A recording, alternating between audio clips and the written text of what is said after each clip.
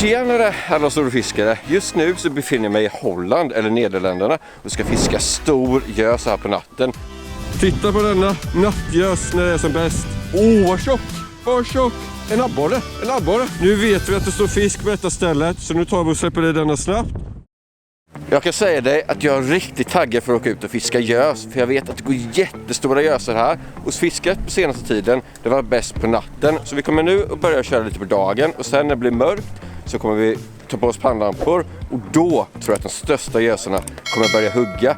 Problemet det är bara att som alltid när jag är i Holland eller Nederländerna så är det blåsigt. Det blåser lite storm idag. Det bästa är att Dustin har en stor båt och jag tror att det kommer bli en ganska blåsig färd ut. Men vad gör man inte för att fånga lite gös? Anledningen att vi är i Nederländerna och fiskar är för att jag och Dustin Schöne, som jag tävlar i Perth med, kommer tävla i Kanal Gratis nya format Sander Pro under namnet Team Nace. Vi är även med Dustins kompis Felix för att få lite extra hjälp att hitta rätt platser. Om ni är lika exalterade som jag att se första avsnittet av Sander Pro som kommer släppas den 30 april, se till att trycka på tummen upp så att jag vet. Och lagen som vi tävlar mot är verkligen några av världens bästa gösfiskare.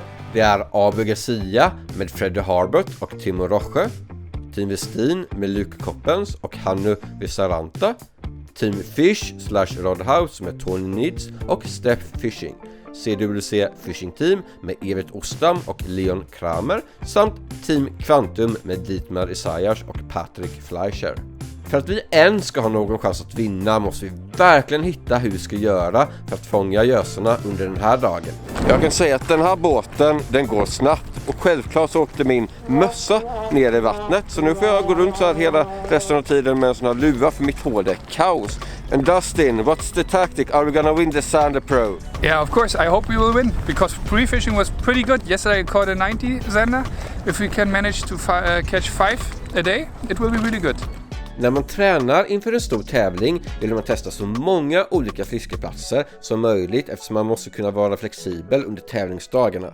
Vi började på en djupkant mellan 3 till 10 meter och jag satte på en Nace Predator 12,7 cm eller 5 tum i färgen C08. Det här betet är ett väldigt bra allroundbete för gös och det finns att inhandla på vår hemsida www.kanalgratis.se. Det är också viktigt att ha hård spärr på rullen för att verkligen kunna sätta mothuggen i de hårda göskäftarna.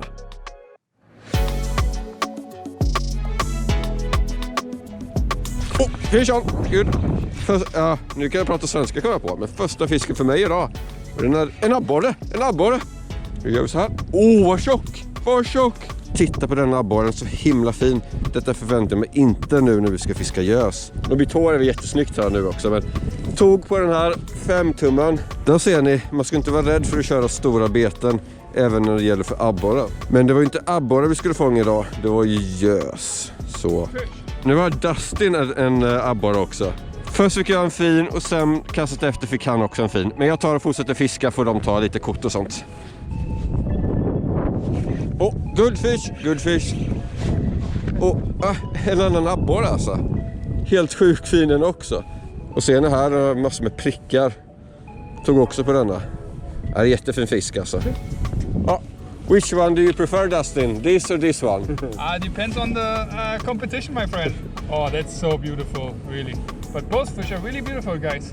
Tar vi, släpper i den och sen fortsätter vi. Båda de abborrarna har suttit på denna stingen. Så jag tror att det är viktigt att ta en sting där, annars hade du nog aldrig fått dem.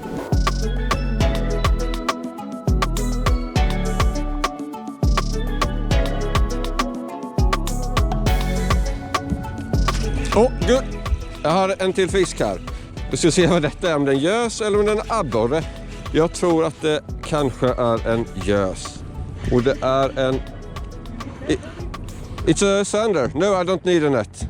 I Sander Pro så måste de vara över 45 cm för att de ska räknas. Och den är typ 53-54 eller någonting. Och titta här, första fisken som sitter på jiggkroken. Oj, där åkte betet i. Galen gös alltså. Jag vet inte.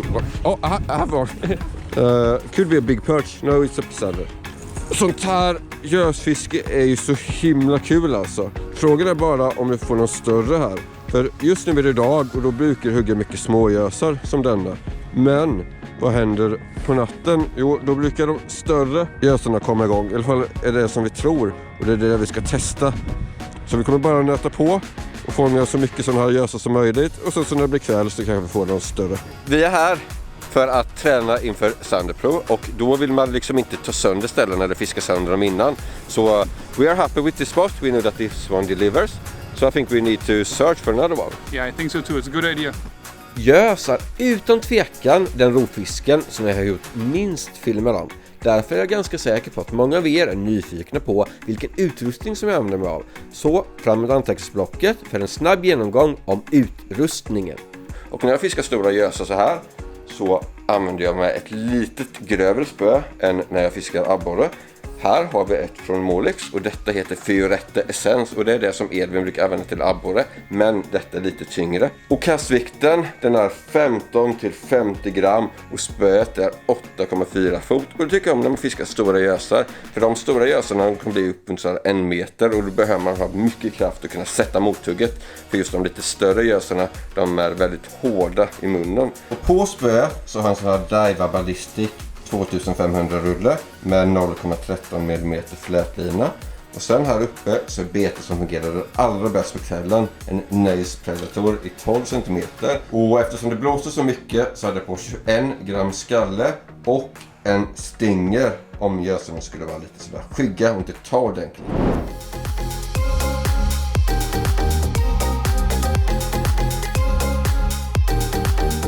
Nu ser ni ingenting här, men det är för att nattfisket har börjat. Dags att fånga en stor nattgös och det är nu som jag tror att det kommer hända. Så det är bara att kasta i betet och börja fiska. Precis när vi skulle börja fiska kom det in värsta regnovädret i kombination med den där stormen. Det gjorde inte fisket lätt, men om man övar inför Sandepro ger man sig inte förrän man vet om stället levererar på natten eller inte. Som tur var tog det bara några kast innan Dustin fick första fisken. Jag kan säga att det är jättesvårt att filma när det blåser så mycket, men efter lite storm och sånt så fick Dustin. You got the first big fish tonight. Yes. Very beautiful. Yes. Well done.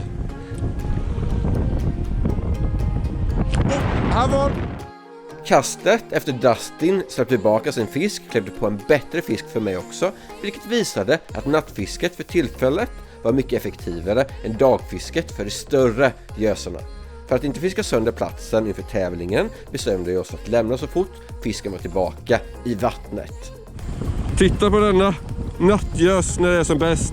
Nu vet vi att det står fisk på detta stället, så nu tar vi och släpper i denna snabbt och åker vidare.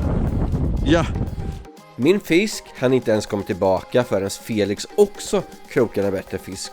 Och det var allt vi behövde veta för att känna oss säkra inför tävlingen. De större fiskarna, de hugger på natten och vi hade dessutom hittat området där Dustin även för någon dag sedan fick den där på 90 cm, inte långt ifrån där vi fiskade nu.